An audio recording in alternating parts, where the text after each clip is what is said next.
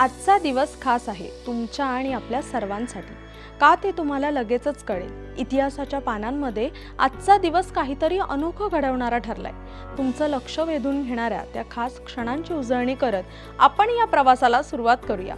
तर चला जाणून घेऊया आजच्या दिनविशेषाची गोष्ट, जी तुमच्या दिवसाला एक नवी ऊर्जा, नवा उत्साह आणि एक सकारात्मक दिशा देईल. तयार आहात ना?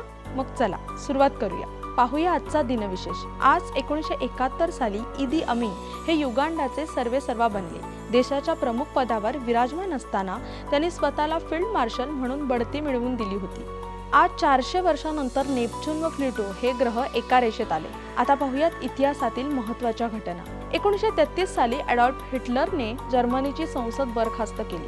ॲडॉल्फ हिटलर हा ऑस्ट्रियामध्ये जन्मलेला जर्मन राजकारणी होता, जो 1933 ते 1945 मध्ये त्याच्या आत्महत्येपर्यंत नाझी जर्मनीचा हुकुमशहा होता.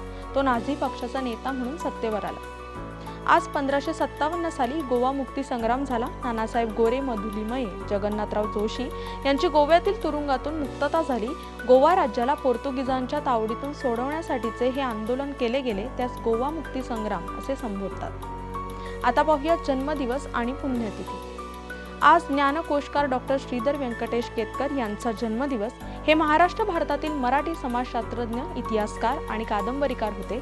मराठी भाषेतील पहिला विश्वकोश, महाराष्ट्रीय ज्ञानकोशाचे मुख्य संपादक म्हणूनही ते ओळखले जातात. आज केंद्रीय रेल्वे मंत्री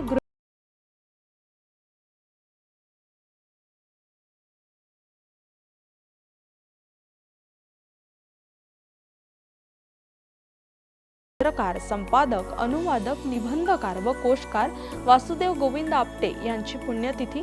वासुदेव गोविंद आपटे मराठी लेखक, पत्रकार, आनंदाचे संस्थापक व संपादक, बंगाली कथा कादंबऱ्यांचे अनुवादक, निबंधकार व कोशकार होते.